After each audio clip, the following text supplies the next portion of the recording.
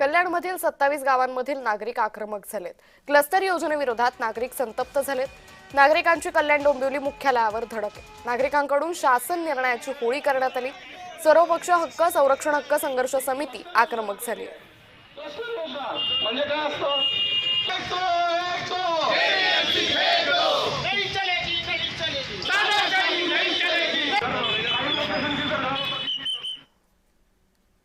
जो टॅक्स लावलेला आहे, जो अनाठायी टॅक्स या 27 गावांवर लावलेला आहे, कोणत्याही सुविधा न देता फक्त टॅक्स भरा, सक्ती करा, लोकांची घरं सील करा, पाणी तोडा, हे सगळ्या ज्या तोडक कारवाया चाललेल्या आहेत याच्या विरुद्ध आम्ही आज आंदोलन घेतलेलं आहे।